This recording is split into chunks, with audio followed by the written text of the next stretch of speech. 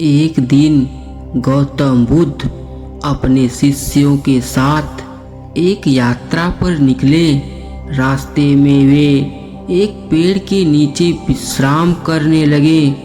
बुद्ध के एक शिष्य ने उनसे पूछा, महात्मा, क्या ऐसा संभव है कि हम अपने भीतर की कड़वाहट और गुस्से को हमेशा के लिए समाप्त कर सकूं?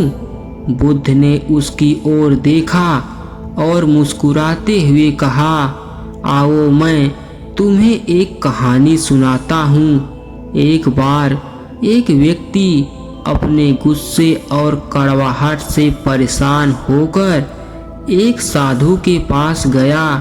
उसने साधु से पूछा, गुरुजी, मैं इस गुस्से और कड़वाहट को क्यों नहीं छोड़ पाता? साधु ने उसे एक कटोरा दिया और कहा, इस कटोरे में नमक डालो।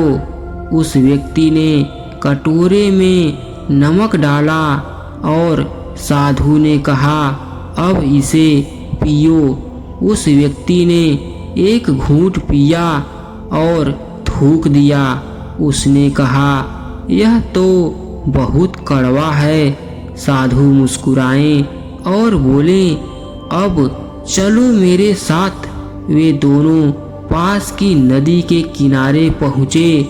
साधु ने उससे कहा, अब इस नदी में नमक डालो। उस व्यक्ति ने ऐसा ही किया। साधु ने कहा, अब इस पानी को पियो। उस व्यक्ति ने नदी का पानी पिया और कहा, यह मीठा और ताज़ा है।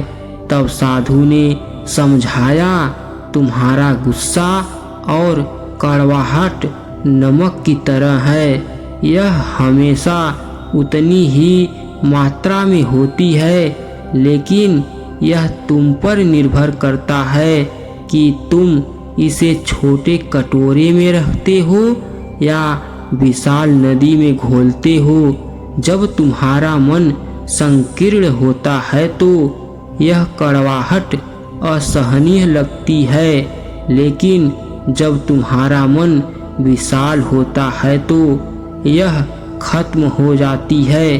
बुद्ध ने अपने शिष्य को कहा, अपने मन को विशाल बनाओ। अपने भीतर प्रेम और करुणा का विस्तार करो, तभी गुस्सा और कड़वाहट तुम्हें प्रभावित नहीं करेंगी। यह सुनकर शिष्य ने अपना सिर झुकाया और बुद्ध के मार्ग पर चलने का संकल्प लिया। यह कहानी हमें यह सिखाती है कि मन की संकीर्णता हमारी नकारात्मक भावनाओं को बढ़ाती है। मन जितना विशाल होगा, उतना ही हम जीवन को सरल और सुखमय बना सकते हैं।